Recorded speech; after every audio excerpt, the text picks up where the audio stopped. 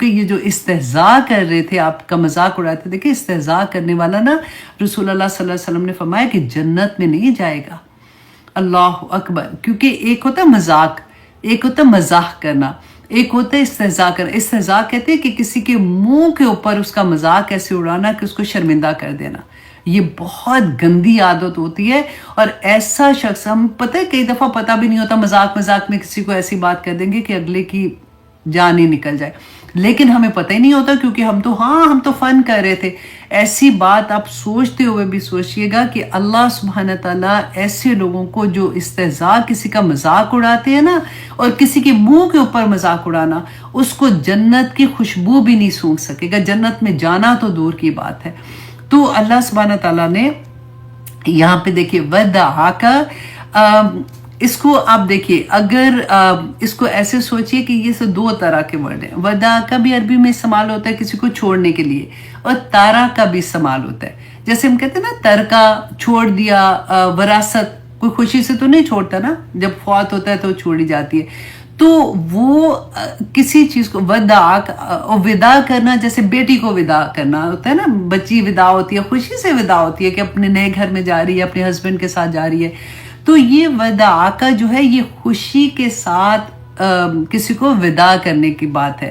اللہ، کیونکہ رسول اللہ کو یہ تھا کہ شاید اللہ سبحانہ تعالیٰ مجھ سے ناراض ہو گئے، اور اللہ سبحانہ تعالیٰ فرماتے ہیں ما وداعک ربک، کہ اللہ سبحانہ تعالیٰ تو تمہیں خوشی کے ساتھ بھی نہیں چھوڑ سکتا، راضی ہو کے بھی، مطلب ایسا نہیں کہ خوشی سے ہی چھوڑ دیا، نہیں چھوڑ سکتا۔ تارکا کا لفظ نہیں ہے، ودعاکا، اور اس ودعاکا کی خوبصورتی سمجھیے کہ اللہ سبحانہ تعالیٰ فرماتے ہیں کہ اللہ تو تمہیں خوشی کے ساتھ بھی، اللہ سبحانہ تعالیٰ تمہیں نہیں چھوڑ سکتے۔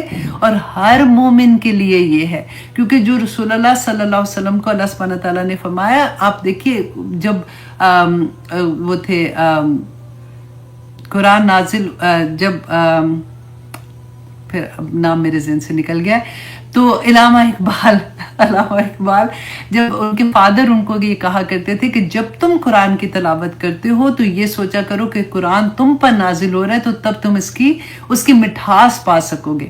تو اب یہاں پہ دیکھیے کہ ہر مومن، ہر وہ بندہ جو اللہ سبحانہ تعالیٰ کے راستے میں چلا ہے نا، وہ یہ بات یاد رکھ لے، کسی بھی تکلیف میں، کسی بھی غم میں، کبھی یہ لگتا ہے نا کہ ہائے دعائیں کر کر کہ ہائے رمضان بھی چلا گیا، ہائے لیلۃ القدر بھی چلی گئی، ہائے اب تو عید کا ٹائم آ گیا، میری دعا قبول نہیں ہوئی۔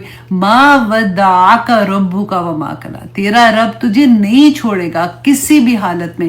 اللہ سبحانہ تعالیٰ کی کوئی نہ کوئی حکمت ہوتی ہے، کوئی وجہ ہوتی ہے، اللہ سبحانہ تعالیٰ یوں ہی کسی کو نہیں چھوڑتے ہیں، کوئی نہ کوئی سبق سکھانے کو ملتا ہے۔ اس وقت اگر بندہ یہ سوچ لینا کہ اچھا یہ وقت ایسا ہے، میرے پہ یہ وقت اس لیے آیا ہوگا، شاید میں نے یہ کیا، تو بندہ نیکیوں کی طرف بھاگنے والا بن جاتا ہے۔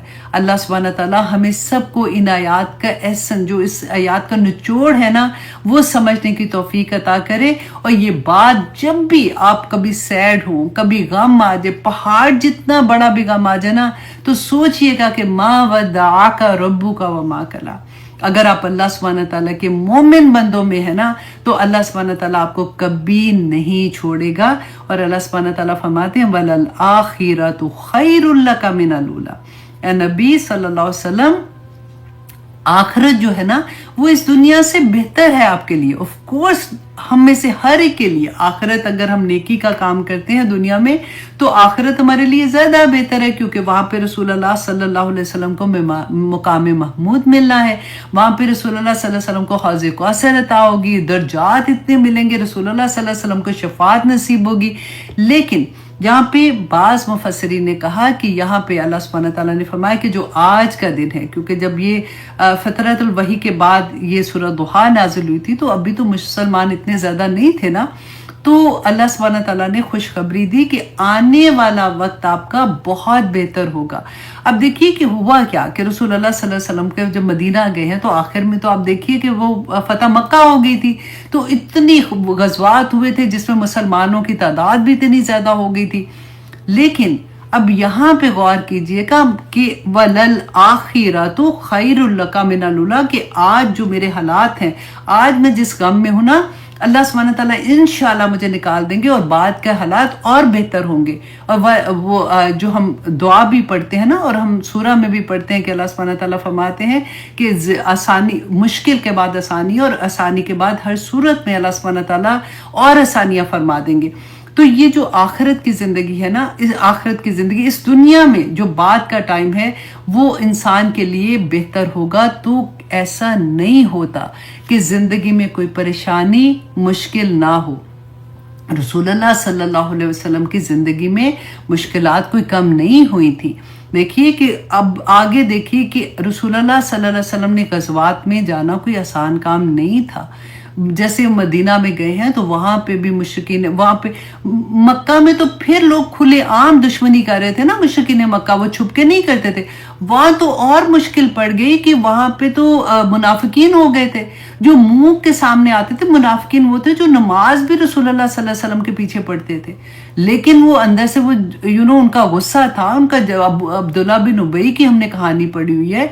तो इतनी मुश्किल हालात, मुश्किल रहते हैं, लेकिन जब बंदे को ये एहसास हो जाए कि मेरा रब मेरे साथ है, वो मुझे अकेला नहीं छोड़ेगा, मेरे पास जो मुश्किल आ रही है उसमें अल्लाह सुब्हानहू तआला की कोई ना कोई हिकमत है, मैं नहीं जानती, मेरा अक्ल, मेरी अल्लाह सुब्हानहू तआला ने इतनी ही दी है, मैं इससे ज़्यादा नहीं। अपने आप को अल्लाह के हवाले कर दे। जब आप हवाले कर देंगे ना तो फिर आपको कोई मुश्किल बड़ी नहीं लगेगी। तो अल्लाह सुब्हानहू तआला यहाँ पे वलल आखिरतु खैरुल लका मिनल ऊला, कि आज की दिन जो अभी इस दुनिया है, पहली दुनिया जो अभी की दुनिया है, वो आखिरत जो है वो आपकी ज़्यादा बेहतर होगी। अभी के हालात जो अगर है ख़राब हैं, कैसे भी है, अल्लाह सुब्हानहू तआला आसानियाँ फरमा देंगे। और ये आसानी कौन सी थी कि रसूलुल्लाह सल्लल्लाहु अलैहि वसल्लम के इतने फॉलोअर्स, फिर सहाबा की तादाद देखे ना कहाँ से कहाँ बढ़ी। और फिर अल्लाह सुब्हानहू तआला फरमाते हैं वला सौफा युतीका रब्बुका फतरदा, अल्हम्दुलिल्लाह, कि और अन करीब युतीका अता करेगा आपको रब्बु का, आपका रब, फतरदा, तो आप राजी हो जाएंगे। अब ये आयत आप अपने ऊपर भी रख के देखें कि अल्लाह सुब्हानहू तआला फरमा रहे हैं मुश्किल में हो मेरे बंदे, परेशानी में हो इस वक्त, अल्लाह सुब्हानहू तआला इंशाल्लाह परेशानियों से निकाल के इतना अता करेंगे, राजी हो जाओगे। अब देखिए कभी भी मुश्किल जब ख़त्म होती है ना तो इंसान भूल जाता है, जब अच्छे हालात आ जाते हैं ना इंसान बुरे वक्त को भूल जाता है। आपको याद है हमने हदीस पढ़ी थी कि जो ऐसा इंसान दुनिया में जिसका कोई एक लम्हा सुकून का नहीं गुजरा, कोई एक लम्हा तकलीफ का के बगैर नहीं गुजरा, अल्लाह सुब्हानहू तआला क़यामत के दिन उसको जन्नत का सिर्फ एक नज़ारा करवाएंगे और फिर पूछेंगे कि दुनिया में तुम्हारी ज़िंदगी कैसे थी, तो वो कहेगा कि या पाक परवरदिगार मुझे तो कोई तकलीफ पहुंची ही नहीं। और फिर हमने वो भी पढ़ा था कि जब मोमिन जो है वो जन्नत के नज़ारे देखेंगे ना, सॉरी काफिर जो है वो जन्नत का वो देखेंगे कि लोगों को इतना इतना अता किया जा रहा है, तो वो ये कहेंगे कि काश दुनिया में हमारे जिल्दों को एक एक कैंची से पीसेस बाय पीसेस काट दिया जाता, तो आज हमें उसके मुकाबले में, क्योंकि देखेंगे ना कि तकलीफ पे इतने इतने अजर मिल रहे थे, तो आज हमें जन्नत मिल जाती, तो वो सौदा भी कम था। इसको रिवर्स कर ले, मैं आपको सिर्फ उसकी वो कहते हैं ना डिटेल थोड़ी सी बता रही हूँ। एक्चुअली हदीस क्योंकि मेरे सामने नहीं है तो मैं वर्ड्स इसलिए वो कोट नहीं कर रही हूँ, मैं उसको आपको उसके मतलब उसका जो निचोड़ है वो बताने की कोशिश कर रही हूँ। तो यहाँ पे अल्लाह सुब्हानहू तआला ने युतीका, अब देखिए हम अक्सर बात करते हैं ना कि तजवीद के साथ कुरान पढ़ने की, यहाँ पे आपको बहुत मज़े की बात लगेगी कि अगर अभी हमने सूरत लाइल में पढ़ा था अल्लज़ी युती मालहू यतज़क्का, कि वो इंसान जो अपना माल देता है, युती देता है अपना माल ताकि वो पाक हो। अब वो युती क्या था, अपने माल में से कुछ हिस्सा देता है ताकि वो पाक हो जाए। यहाँ पे अल्लाह सुब्हानहू तआला रसूलुल्लाह को कहते हैं वला सौफा युती का ज़मीर कहाँ जा रही है, रसूलुल्लाह कहते हैं आपको अता करेगा। ये आइन पा और वाव जो है ना इसका रूट वर्ड है, और युती का जो होता है वो बेहदो हिसाब अता करना कहते हैं, और ऐसा अता करना जो कभी वापस नहीं लिया जाएगा और उसकी जिम्मेदारी पे आप पे भी नहीं है। इसका इतना खूबसूरत मतलब है। अब हम क्योंकि पढ़ते हैं, जब हम उर्दू की तरह पढ़ते हैं हम इसको भी युती का पढ़ जाते हैं, لیکن اس کا اتنا پیارا ہے کہ اللہ سبحانہ تعالیٰ آپ کو بے حد و حساب دے گا، اور فترضا، تو آپ اس سے راضی ہو جائیں گے. الحمدللہ. اور یہاں پہ ایک اور بات بھی، وہی بات کہ مقام شفاعت نصیب ہوگا، اس کے بعد رسول اللہ کو حوض کوثر نصیب ہوگا، رسول اللہ صلی اللہ علیہ وسلم کو درجات ملے گی. شفاعت سب سے بڑی بات، الحمدللہ ثم الحمدللہ. اور رسول اللہ صلی اللہ علیہ وسلم کو اللہ سبحانہ تعالیٰ کہتے ہیں نا خوشخبریوں پہ خوشخبریاں دے رہے ہیں کہ آنے والے وقت میں اللہ سبحانہ تعالیٰ انشاءاللہ آپ کو بے انتہا عطا کریں گے. اب اللہ سبحانہ تعالیٰ رسول اللہ صلی اللہ علیہ وسلم کو کیا بتا رہے ہیں کہ جو نعمتیں اللہ سبحانہ تعالیٰ نے عطا کی نا، اس کے بارے میں اب آپ اور میں یہ دیکھیں کہ یہ مجھے اور آپ کو اللہ سبحانہ تعالیٰ اس میں کیا سبق دے رہے ہیں کہ کئی دفعہ ہوتا ہے نا، غم جب آتا ہے نا، پریشانی ہوتی ہے، وہی رکی تھی نا، اسی طرح سے ہماری زندگی میں بھی کبھی ایسا ہوتا ہے کہ کوئی ایک غم آتا ہے اور ہم ساری نعمتوں کو بھول کے نا اس ایک غم پہ فوکس کرتے ہیں، اور اتنا فوکس کرتے ہیں. دیکھیے، پریشان ہونا، دکھی ہونا نیچرل فیلنگ ہے ہر انسان کو. تو انسان ہی نہیں ہے جس کے پاس یہ فیلنگ نہیں ہوگی. لیکن یہ فیلنگ اگر آپ پرولونگ کر دیتے ہیں، یہ سوچتے رہیں گے، روز سوچتے رہیں گے، تو یہی فیلنگ پھر آپ کی ڈپریشن میں بدل جاتی ہے. ڈپریشن نام ہی فیلنگ، جو خیالات ہوتے ہیں نا، تھاٹس ہوتے ہیں، کیونکہ شیطان ہے، اللہ سبحانہ تعالیٰ بتاتے ہیں کہ وہ آپ میں وسوسے ڈالتا ہے. وسوسے جب ڈالے گا تو اسی جگہ پہ تو اللہ سبحانہ تعالیٰ کی طرف سے فرشتے بھی القاء کر رہے ہوتے ہیں، اور سیم جگہ پہ تو انسان اس وقت کیونکہ ویک حالت میں ہوتا ہے. ویک حالت میں شیطان کم بخت کو یہ پتا ہوتا ہے کہ یہ اس وقت کیسے بکے گا. وہ آپ کی اسی بات کو لے کے بار بار آپ کو خیال ڈالے گا کہ یہ غلط ہو گیا، یہ غلط ہو گیا، یہ غلط ہو گیا، یا یہ میرے ساتھ کیوں، یہ نعمت کیوں چلی گئی، یہ کیوں لے لیا، یہ کیوں ہو گیا، یہ کیوں ہو گیا. تو وہ چیز انسان اگر اس کو کنٹرول نہ کرے نا، اور کنٹرول کون کرے گا؟ جس کو پھر اپنے رب پہ مکمل یقین ہوگا، جو اپنے آپ کو اللہ کے آگے بیچ دے گا. پھر وہ انسان کہتا ہے کہ نہیں، میرے حالات اگر ایسے ہیں، کیونکہ اس سورہ کے بعد رسول اللہ صلی اللہ علیہ وسلم کو پھر کبھی غم والی حالت نہیں ہوئی. تکلیفیں آئیں، پریشانیاں آئیں، لیکن رسول اللہ صلی اللہ علیہ وسلم بالکل مضبوط، جیسے کہتے ہیں نا، مومن کی تو چال بھی فرق ہوتی ہے کہ اللہ پتہ چلتا ہے کہ یہ اللہ کا بندہ چل رہا ہے، کوئی چھوٹی بات تو نہیں ہے. نسبت تو دیکھیں کہاں پہ جا کے لگتی ہے.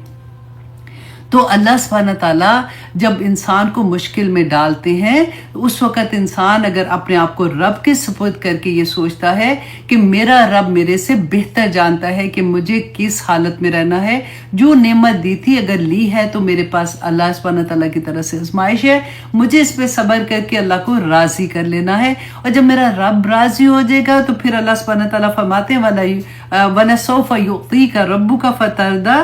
اب پھر اللہ سبحانہ تعالیٰ فرماتے ہیں کہ الم یجدک یتیما فآوا.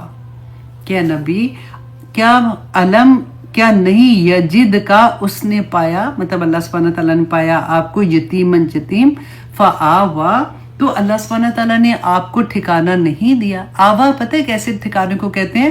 کہ جیسے کوئی دشمن آ رہا ہے نا، تو کوئی کسی ایسی محفوظ جگہ پہ چلا جاتا ہے، تو اس جگہ پہ جا کے وہ محفوظ ہو جاتا ہے، اس کو پھر دشمن کا ڈر نہیں ہوتا.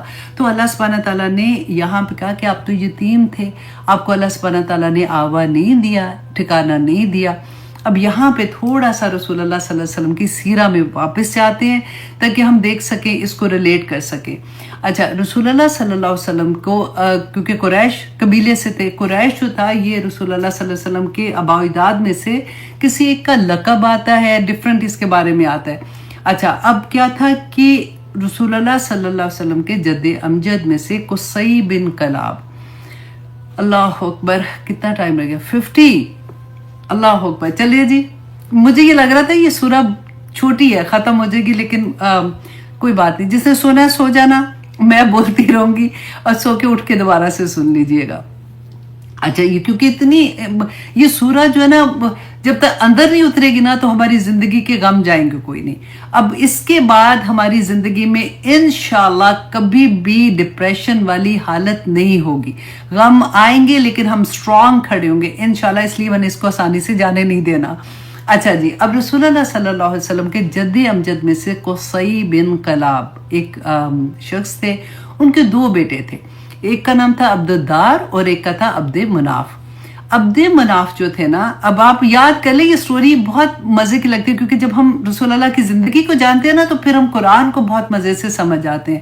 تو عبد مناف جو تھے نا، ان کو دونوں بیٹوں کی ان کی ڈیفرنٹ ڈیوٹیز تھی. اب ان کی تھی کہ جو خانہ کعبہ کے یہ متولی تھے، عبد مناف کی بات کر رہی ہوں تو، اور جو حاجی آتے تھے ان کے فادر جو تھے قصی بن کلاب، انہوں نے ان کی ڈیوٹی لگائی ہوئی تھی، ان کو پانی پلانا، ان کا خیال رکھنا، تو اس لیے یہ خانہ کعبہ کے متولی تھے. اب ان کے بیٹے جو تھے نا، قصی بن کلاب، عبد مناف جو تھے، ان کے بیٹے تھے ہاشم. تو ہاشم جو تھے نا، اب یہاں سے کیا تھا کہ عبد مناف جو تھے یہ تجارت کی خاطر جاتے ہیں، مدینہ کی طرف جاتے ہیں، مدینہ میں کچھ دیر رہتے ہیں. وہاں پہ یہ ان کو کسی ایک عورت کی سمجھ آتی ہے. اس زمانے میں تو عورتیں جو تھی نا، وہ ولی کے اندر رہنا ان کو اچھا لگتا تھا. تو شادیاں تو بہت زیادہ ایسے ہوتا تھا، یہ تو اسلام کے بعد 4 شادیوں کا کانسیپٹ ہوا نا کہ بس اس سے زیادہ نہیں کر سکتے، اور جو بھی ریزنز تھے اس کے بعد آئے تھے. اس سے پہلے تو لوگ شادیاں آرام سے کر لیتے تھے، تو آرام سے کر لیتے تھے. اچھا جی، تو وہ مدینہ گئے تو ان کو وہ ایک عورت کی جیسے سمجھ آئی، ان کو اچھی لگی یا جو بھی تھا، انہوں نے وہاں پہ نکاح کر لیا، شادی کی، کچھ دیر وہاں رہے، اور پھر فلسطین اپنی تجارت کی اگلی اس کے لیے گئے. اچھا، راستے میں ان کی وفات ہو گئی. اب جب ان کی وفات ہو گئی تو یہ واپس فیملی کو جب پتہ چلا کہ ان کی وفات ہو گئی ہے تو وہ خیر واپس ان کو لے کے آیا گیا یا جو بھی ان کا ہوا. اچھا، اس کے بعد جو میں آپ کو مین جہاں پہ لے کے جانا چاہ رہی ہوں جلدی سے، کہ ان کی وفات کے بعد ان کے بھائی تھے جن کا نام تھا مطلب کو کچھ دیر کے بعد یہ پتا چلا کہ مدینہ میں میرے بھائی ہاشم جو تھے، اب مطلب کس کے بھائی ہیں؟ ہاشم کے. ہاشم کی ایک بیوی اور ان کا ایک بیٹا ہے جنہوں نے مدینہ میں شادی کی تھی. تو انہوں نے فیملی نے یہ ڈیسائیڈ کیا کہ ہم جا کے ان کو ملتے ہیں اور ان کو ہم یہ کہتے ہیں کہ ہم آپ کی ذمہ داری لیتے ہیں، آپ ہمارے ساتھ آ جائیں. تو خیر وہ ان کو ملنے کے لیے جاتے ہیں. جب وہ ان کی وائف کو یہ کہتے ہیں تو وہ منع کر دیتی ہیں کہ نہیں، میں ادھر ہی رہنا چاہتی ہوں. تو ہاشم جو تھے، اب ان کا اب یہ سوچیں کہ ان کی بیوی جو ہے وہ مدینہ کی تھی، تو وہ انہوں نے منع کر دیا. تو انہوں نے کہا کہ اچھا، پھر ہمارے بھائی کا جو بیٹا ہے وہ ہماری نشانی ہے، ہمارا خاندان ہے، تو آپ ہمیں اس کو دے دیں. خیر آپس میں ان کی بات چیت آگے پیچھے چلتی رہی تو وہ فائنلی مان گئی، اور انہوں نے اپنے بیٹے کو، جس کا نام شیبہ تھا، شیبہ کہتے ہیں، وائٹ کہتے ہیں، جب وہ پیدا ہوئے تھے نا وہ اتنے خوبصورت تھے اور ان کے بال سفید تھے، اور ان کی ماں جو تھی وہ ان کو پیار سے شیبہ کہتی تھی. اب انہوں نے کہا کہ ٹھیک ہے، کس کو دیا تھا؟ مطلب. جب وہاں پہ گئے ہیں تو انہوں نے اپنا بیٹا ان کو دیا جو کہ ان کے چچا تھے. اب مطلب لے کے ان کو، شیبہ کو لے کے مکہ آ رہے ہیں. اچھا، اس زمانے میں کیونکہ رواج تھا کہ لوگ غلام بائے خریدتے تھے، تو لوگوں نے سمجھا کہ مطلب جو ہے وہ کوئی غلام خرید کے لائے ہیں. حالانکہ مطلب بعد میں لوگوں کو یہ بتاتے بھی رہے کہ نہیں یہ میرے بھائی کا بیٹا، لیکن وہ چھیڑتے تھے بچے آپس میں ایک دوسرے کو، تو ان کا شیبہ کا نام ہی عبد المطلب پڑ گیا. ہم پڑھتے ہیں نا جو ہسٹری میں، وہ یہ اس طرح سے یہ نام پڑا تھا. اچھا، عبد المطلب بن گیا. اب مطلب جو تھے وہ مکہ کے سرداروں میں سے ایک سردار تھے، ٹھیک ہے. تو بہت وہ جو ہاشم تھے نا، عبد المطلب جو تھے، ان کو وہ بہت پیار کرتے تھے. جب ان کی وفات ہوئی تو پھر لوگوں نے سب نے اکٹھے ہو کے یہ ڈیسائیڈ کیا، کیونکہ عبد المطلب جو تھے یہ بہت سمجھدار تھے، تو ان کو پھر سردار بنا دیا. ٹھیک ہے. اب عبد المطلب جو تھے یہ کون تھے؟ رسول اللہ صلی اللہ علیہ وسلم کے دادا. اب وہاں سے آپ دیکھیے کہ ان کے رسول اللہ آگے چل کے پتہ چلے گا کہ جب مدینہ میں ہجرت کی تھی، ننہال اصل میں مدینہ میں تھا. اب کیا تھا کہ رسول اللہ صلی اللہ علیہ وسلم کے یہ جو دادا تھے، یہ ان کے کہتے ہیں کہ 10 بیٹے تھے. انہی کے زمانے میں جو کنواں کھدا تھا نا، جب قبیلہ جرہم کی سٹوری ایک دفعہ میں نے آپ کو بتائی تھی، مجھے دل چاہتا ہے میں آپ کو سیرہ بھی کرواؤں. آنیسٹلی اتنا مزہ آتا ہے جس کی کوئی نہیں. تو وہ جب قبیلہ جرہم نکلے تھے، انہوں نے وہ بند کر دیا تھا کنواں، تو دوبارہ سے انہی کو خواب آیا تھا और फिर इन्होंने जो कुआं खोदा था और फिर आब ज़मज़म का निकला था, और वो सारी स्टोरी इनके साथ है। अच्छा, अब क्या था कि जो इनके 10 बेटे थे और सबसे छोटा बेटा जो था वो अब्दुल्ला था। अब्दुल्ला कौन थे? ये रसूलुल्लाह के फादर थे। अब अब्दुल्ला की शादी मक्का में एक बहुत अच्छी फैमिली थी, बहुत नाम वाली फैमिली थी, उनसे बीबी आमना से हुई थी। और कुछ देर के बाद वो फिर तजारत के लिए मदीना की तरफ जाते हैं। फिर उनका वहाँ पे तजारत के लिए जब गए तो वहाँ पे उनका इंतकाल हो गया। अब जब वो इंतकाल हो गया तो उधर ही फिर उनको दफना दिया गया था। अब यहाँ पे जब पता चला तो बीबी आमना जो थी वो प्रेग्नेंट थी रसूलुल्लाह सल्लल्लाहु अलैहि वसल्लम से। अब क्या था कि जब इनको ये पता चला तो जब रसूलुल्लाह पैदा हुए थे तो क्योंकि उनके फादर की तो पहले से डेथ हो गई थी तो ये यतीम पैदा हुए थे। लेकिन उनके चचा, उनके खानदान वाले इतने खुश थे, यही अबू लहब जो बाद में जो इतना तंग करते थे ना, इतने खुश थे कि जिस लॉन्डी ने आके ये बताया था, ये खुशखबरी दी थी ना, उसी को आज़ाद कर दिया था। तो खैर रसूलुल्लाह सल्लल्लाहु अलैहि वसल्लम के उसके बाद का ज़माना वो था कि जो दाई हलीमा का ज़माना था कि रसूलुल्लाह सल्लल्लाहु अलैहि वसल्लम को वो ले गई थी। जो उनके उस वक्त कल्चर में ये था कि जो अमीर औरतें होती थी वो लोग अपने बच्चों को दूध पिलाने के लिए और सेहतमंद माहौल में रखने के लिए वो एक ख़ास कबीला होता था। ऐसे नहीं था कि कोई भी आए उसको दे दे, वो एक ख़ास कबीला होता था, उनकी औरतें आती थी तो उसमें वो बच्चे देते थे शुरू में। अच्छा, अब क्या था कि रसूलुल्लाह सल्लल्लाहु अलैहि वसल्लम दाई हलीमा के साथ गए, 4 साल वो वहाँ पे रहे। डिफरेंट थोड़ा सा आता है टाइम का। अच्छा, 4 साल के बाद ये मैं यहाँ पे आपको यतीम पे वापस लाना चाहती हूँ कि आपको रसूलुल्लाह की ज़िंदगी की समझ आए और फिर अपने दुखों की समझ आए, फिर अपनी परेशानियों की समझ आए कि अच्छा अब वापस 4 साल के बाद जब आते हैं, 2 साल अपनी माँ के साथ रहते हैं, तो कहते हैं कि फिर अब्दुल मुत्तलिब और मुत्तलिब भी आता है, मुत्तलिब, ये दोनों तरह से इनका नाम आता है। अच्छा, अब वो अपने दादा और फिर अपनी मदर के साथ जो है वो मदीना जाती हैं और मदीना के रास्ते में अपने फादर की जो कब्र है उसको उस पे जाते हैं और फिर वापसी पे इनकी मदर की डेथ हो जाती है। 2 साल सिर्फ रसूलुल्लाह माँ के साथ रहे और माँ की डेथ होगी। रास्ते में ही उनको एक मुकाम आता है, वहाँ पे उनको दफना दिया गया। अब रसूलुल्लाह सल्लल्लाहु अलैहि वसल्लम वापस आए तो उनके जो दादा थे उन्होंने उनकी अब्दुल मुत्तलिब जो थे उन्होंने रसूलुल्लाह सल्लल्लाहु अलैहि वसल्लम को अपने पास रख लिया, उनको उनकी कफालत में आ गए।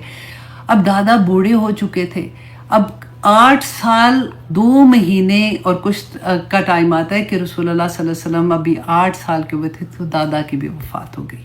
अब सोच सकते हैं, तो दादा की जब वफ़ात हुई तो उसके बाद रसूलुल्लाह की ज़िम्मेदारी अबू तालिब जो हज़रत अली रदी अल्लाह अन के फादर थे उनको दे दी, उन पे आ गई थी, क्योंकि अबू तालिब जो थे ना वो रसूलुल्लाह सल्लल्लाहु अलैहि वसल्लम के सगे चचा थे। तो फिर आखिर वक्त तक जो अबू तालिब थे, आप उनकी कभी हिस्ट्री पढ़ें कि किस किस तरह से अबू तालिब ने रसूलुल्लाह सल्लल्लाहु अलैहि वसल्लम को साथ दिया था।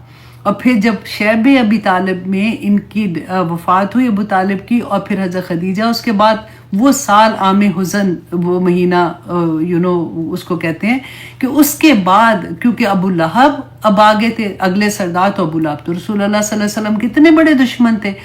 तो फिर रसूलुल्लाह सल्लल्लाहु अलैहि वसल्लम ताइफ की तरफ गए थे। फिर वो सारा वाक़या कि वापस जब आए वो ताइफ वालों ने इनकार कर दिया, वापस मक्का में एंटर नहीं हो सक रहे थे। और फिर वो सारी अगली स्टोरी इंशाल्लाह, क्योंकि ये लंबी स्टोरी है, मैं यहाँ तक यतीमी की तरफ लेके वापस आती हूँ कि ऐसी ज़िंदगी गुजारने वाले भी आप देखें कि अल्लाह सुब्हानहू तआला के महबूब हैं।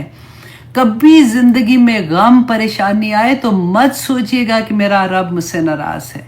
सिर्फ ये कोशिश करें कि अल्लाह सुब्हानहू तआला की तरफ वापस पलटने की कि या अल्लाह शायद मेरे अंदर कोई कमी रह गई तो मैं इसको और बेहतर कैसे करूं। अल्लाह सुब्हानहू तआला नहीं छोड़ते। अब ये गम और परेशानियों का ये मतलब नहीं कि मेरे रब ने मुझे छोड़ दिया है। अब यहाँ पे अल्लाह सुब्हानहू तआला यही बात रसूलुल्लाह सल्लल्लाहु अलैहि वसल्लम से फरमाते हैं, अलम यजिदका यतीमन फआवा, कि जब आप यतीम थे तो क्या आपको आवा को ठिकाना नहीं दिया था। वो वजदका दौलन फहदा, और जब पाया आपको राह भटकावा। अच्छा, दौलन आप देखिए कि यहाँ पे अक्सर आप जब तर्जमा पढ़ते हैं ना तो हमें समझ नहीं आती, क्योंकि हमने अलहम जब पढ़ते हैं तो दौलन का हमने कुछ और मतलब पढ़ा होता है। तो दौलन जो है ना, ये अरबी जुबान में डिफरेंट मानी में भी आता है। एक उर्दू का दौलन होता है, एक मतलब तर्जमे के हिसाब से मैं कह रही हूँ, जो भटका हुआ कहते हैं, या फिर हम कहेंगे कि जो गुमराह, तो यहाँ पे उसका ये मतलब नहीं है। अरबी जुबान में किसी एक, जैसे सहरा में एक अकेला दरख्त हो ना, उसको भी दौला कहते हैं। और इसके अलावा ऐसा शख्स जो किसी रास्ते पे चल रहा है, जैसे आप देखे फोर्क कहा जाता है ना कि एक रास्ता इधर जा रहा है, अब डेड वहां पे खत्म हो गई, अब ये रास्ता है कि ये रास्ता है, अब यहाँ पे जाना है कि यहाँ, थोड़ी सी कंफ्यूजन हो जाती है, उसको भी दौलन, उसको भी इसी तरह से दौलन के मानी में लिया जाता है, यानी रास्ता ढूंढने वाला। अल्लाह सुब्हानहू तआला फरमाते हैं कि जब आप रास्ता ढूंढ रहे थे, कौन सा रास्ता ढूंढ रहे थे? जब वो गारे हिरा में जाते थे।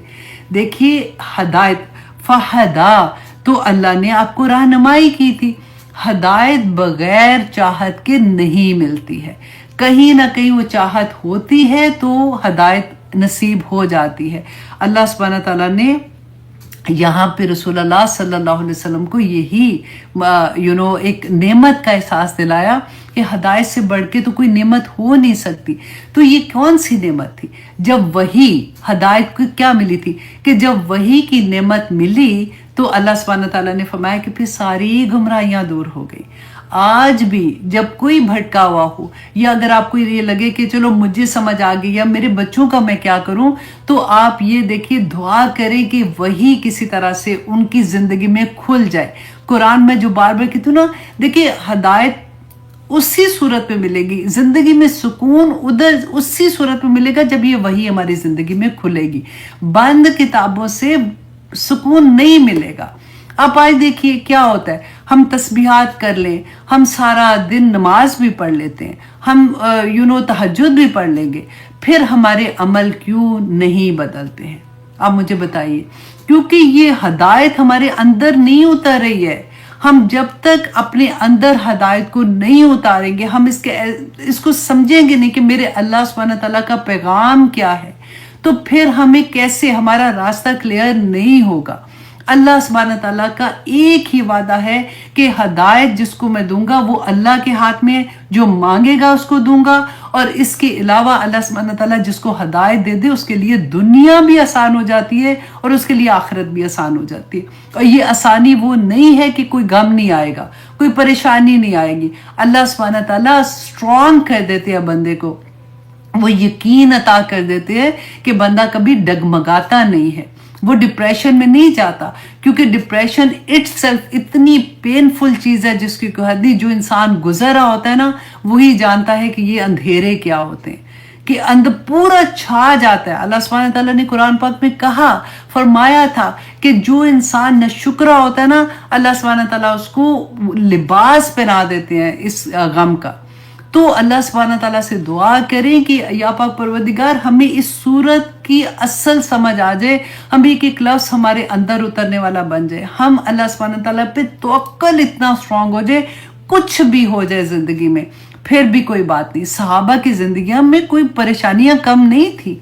अब देखें जैसे वो अब उनके बारे में आता है कि हजरत हंजला की मैं बात बताती हूँ आपको कि क्या मतलब ये वही थी ना, यही रसूलुल्लाह सल्लल्लाहु अलैहि वसल्लम बताते थे ना सहाबा को जाके, या लोगों को बताते थे उनमें से जो इस्लाम कबूल करता था, सहाबा वही थे ना। उनको क्या समझ आती थी कि उनकी जिंदगियां ऐसे हो जाती थी कि समेना वाताना और पूरी जिंदगी अल्लाह सुब्हानहू तआला के सुपुर्द कर देते थे। क्या चीज थी? वही तो मैं पढ़ रही हूँ, वही तो आप पढ़ रहे हैं, फिर हमारे पास समेना वाताना क्यों नहीं आ रहा? ये हंजला रदियल्लाहु अन्हु, इनकी शादी हुई है। आप देखें ये गजवा पे जा रहे हैं, इनकी शादी से पहले एक रात अब रसूलुल्लाह से इजाजत ली कि मेरा निकाह हुआ है, मैं सुबह सुबह मतलब शामिल हो जाऊंगा। अब काफिला चल रहा है, तो हंजला की आंख खुली ना तो देर होगी, तो भागे एकदम से। और एक रात का दूल्हा, आप सल्लल्लाहु अलैहि वसल्लम ने सहाबा से पूछा कि हंजला कहाँ है? जैसे फतुहात होती हैं बाद में देखते हैं ना मैदान में जाके, तो रसूलुल्लाह सल्लल्लाहु अलैहि वसल्लम ने फरमाया कि मैंने देखा है कि हंजला आसमान और ज़मीन के दरमियान में हंजला को मैंने देखा है और फरिश्ते उनको गुस्ल करवा रहे हैं। उतने में उनकी बीवी आती हैं भागी हुई, आके कहती हैं कि या रसूल अल्लाह, मुझे बताना था कि हंजला, ये पहली रात थी ना शादी की, कि हंजला सुबह क्योंकि जल्दी से निकले हैं तो वो गुस्सा लेना भूल गए थे, तो इसलिए क्योंकि